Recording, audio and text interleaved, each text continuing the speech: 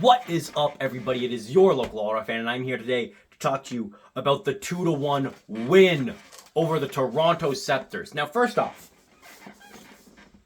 Battle of Ontario. This season, 2-0. All-time, 5-2. But I'm not going to gloat. I'm not going to toot my own horn. I'm not going to do any of that. Because of those two losses, last year, one of them knocked us out of playoff contention. I'd much rather be 2-5 in the playoffs than 5-2 and not. But the good news is that this win puts us, as of right now, into a playoff spot, which that's pretty good. We've played 7 games, so that's over 20% of the season. You know, we're getting through. 6, 12, 18, 24, 30. So over 20%. So, lots of season left. Lots of things can happen. But, not bad. Especially, we got 1 game left on the long road trip, as the World Juniors are being played here in Ottawa. And I am recording this video right after the very painful loss that Canada suffered in the quarterfinals. But I think that's good, because I think this is a game that reminds us why we love the sport of hockey in a time where we really need that, because I think a lot of us here in Ottawa and in Canada got reminded why it can hurt us. But this was a great way to end 2024, by the way. New Year's Eve, last game of the calendar year, and we come out here and really rob Toronto of a win and of any points. Full points to Maschmeyer. And I'm happy with the win. There were a lot of problems. Like this is a game that we got away with. We should have lost this game. We lose this game 9 times out of 10. But Maschmeyer was dialed in and honestly stole a win from Toronto, and I'm here for it. You need to win these kinds of games. You know, sometimes these games are going to happen, and you're going to need to win them. First period was kind of a slow start, honestly, like especially compared to some of the other games. I remember the Boston game, it was like boom, like I felt like instantly everybody had a bazillion shots. This game, it was a bit more of a slow burn. But Toronto was starting to take control as the first period went on. We had a little bit of a late push in the first, but you could tell that it was leaning towards Toronto. But the dam hadn't broken. It was still fairly evenly matched. We had a bit of a push. Nothing too crazy. Shots at one point were like 6-1 in the first period, and I was like, oh, that's not good. I think it finished 8-4, which like they doubled us, but it felt like, okay, we could right the ship. You know, it favored Toronto, but we're picking up pace. And then the second period happened. But even though Toronto is, again, looking better, Slavinen snipes it 1-0 Ottawa. And after that, my goodness, the push from Toronto. They dominated. There was like a good amount of time where it was like just in our end, and they could not get it out. I mean, we were stuck in our own end forever. It felt like we were stuck in our own end forever. They dominated. Toronto just dominated us, and I was like, we need to wake up. We need to wake up, and then Haley Skamura takes a penalty, and we go on the power play. That was another thing. This was the first game after the biggest trade in PWHL history. The biggest trade, bar none, in PWHL history. And, well, there's some impact. And this is just a little sidebar. These are the 2 most penalized teams in the league. And there was a penalty in the third that I'm going to get to. But I really have to say, we cannot be taking penalties. Our special teams is bad. I'm just going to come out and say it. We are second worst in the league on the power play and on the penalty kill. And we're the second most penalized team in the league. So, not good on any front. When we're taking so many penalties, getting scored so often on the penalty kill, and not capitalizing on our power play opportunities, that is a recipe for disaster. Now, this was a power play opportunity for us, We're doing okay. Take a penalty of our own. The ensuing Toronto power play, it looks very dangerous. And we, again, puck on the line and somehow clear it, get it out of harm's way. Not the first time that's happened this season. We've had so many close calls, but we get out of the way. We are able to get out of it. You got to give Ashton Bell points on this one, though. Like, it beats Maschmeyer. It is going to go in if Ashton Bell doesn't dive to stop it from going in. This had a goal written all over it, capital G, and Ashton Bell gave it everything she had. Ashton Bell quickly becoming one of my favorite players because it's like 120% from her every single night. The effort level, I mean, all of the players, yes, but like I notice it a lot with Ashton Bell. I cannot stop saying Ashton Bell is really good at hockey whenever I see her play. It is just so calm, and she always is making me think like, wow, what a great play. Oh, that's like, she might not always light up the score sheet, but she's somebody where when she's on the ice, I'm confident that things are going to be okay for Ottawa. You know, I'm just, the confidence I have in her, it's through the roof. And it is a great play, and we get to the third period up 1-0. It was all Toronto in that second period, except for that one goal that we got. It was all Toronto. And I was very pleasantly surprised to be going into the third period up 1-0, but also was thinking, you gotta heat things up in the third. You know they're gonna push.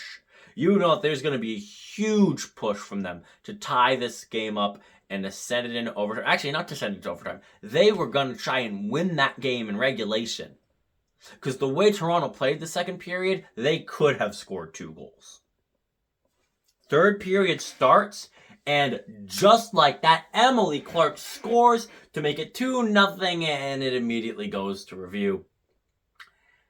And it's not a goal, okay? I'm not going to sit here and act like it was. Like, I'm a biased fan. I am self-admittedly biased. If there's a call that is going to be controversial, or a call that could go either way, and it's between 2 teams that don't really affect me, you know, especially in the NHL, like if it's between 2 Western Conference teams, where like that result has no bearing on anything for me. It's not going to affect the Sens' positioning. It's not going to affect the teams chasing Ottawa or the teams Ottawa is chasing. It is like St. Louis versus Seattle. No bearing on my team whatsoever. I can objectively look at that play and say, okay, this is what I think it is. But when it's Ottawa, when it's the Sens or the Charge, I'm going to have my bias goggles on, and I'm going to see it favoring Ottawa. I'm going to be like, oh, well, you know, that should have been a goal for Ottawa, right? And this one, even as biased as I am, that was an obvious kick. Okay? And it's too bad because this is the kind of goal that I've been saying I want us to see. You know, mad scramble in front of the net. Just get a stick on it. Get it in the back of the net. And we didn't get a stick on it. We got a kick on it. And it does go into the back of the net, but not the way it's supposed to. I still notice in the past few games we're starting to get a little bit better at that, but this is one we really would have liked to have back. If we could have just gotten a stick on that, would have been a nice way to give ourselves a bit of a cushion. But it is no goal. And again, I really, like, there's no universe where that's a goal. If that got called a goal, like, come on. And, okay, well, maybe we're going to push back, though. We almost scored, right? We actually had a good start. It was the best start to a period all game. We came out of the gates swinging. We started with a lot of momentum. And then it looked like we got a goal. Okay, it's called back. And then Toronto's responding with dangerous chance after dangerous chance. And it's like,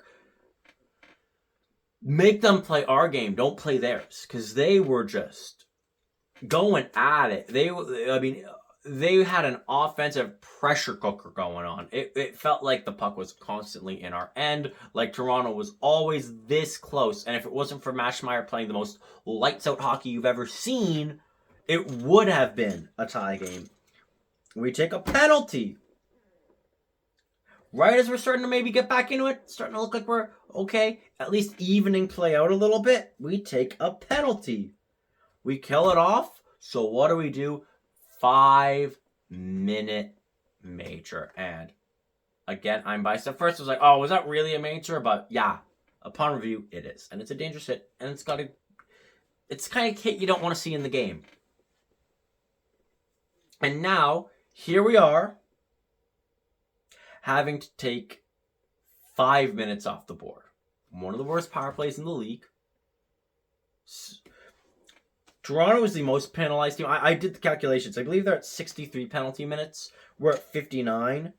Boston at 56. Montreal at 47. And Minnesota at an amazing 26 penalty minutes. I wish we had the discipline of Minnesota. That is the discipline of, you guessed it, a Walter Cup champion.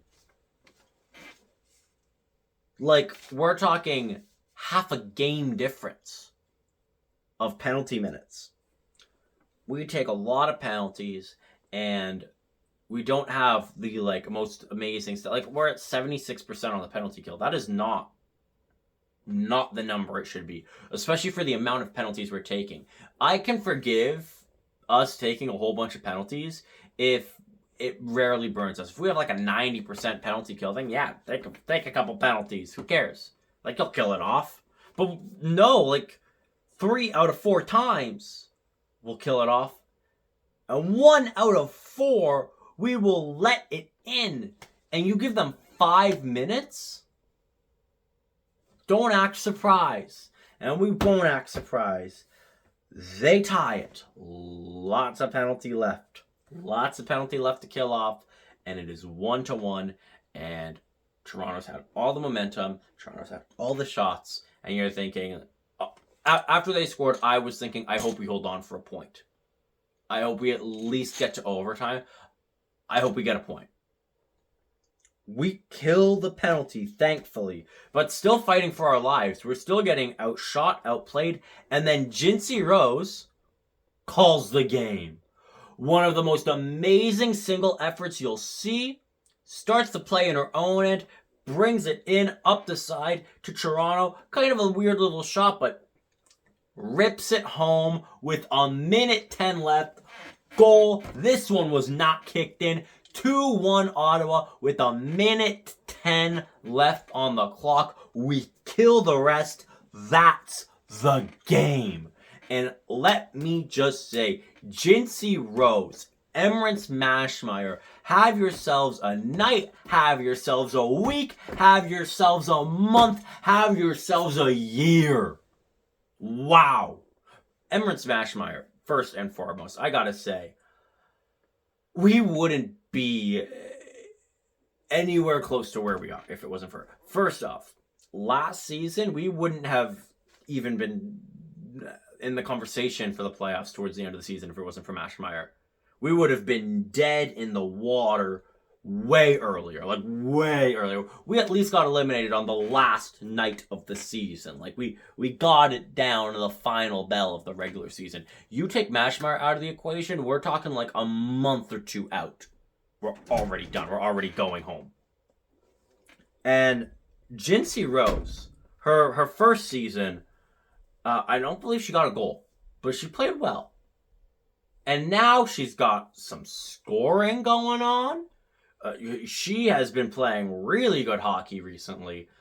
She's obviously always been good, but recently she's kicked it up to a whole other notch. And of course, Emrance Maschmeyer is doing Emrance Maschmeyer things. I already mentioned Ashton Bell, who just, I feel like this is not the first time, and it won't be the last time that I'm talking about how Ashton Bell makes a save, despite not being a goalie. This was an all-around good game. I know Emily Clark didn't score the goal, but it's Emily Clark. She's always a threat. We're looking good,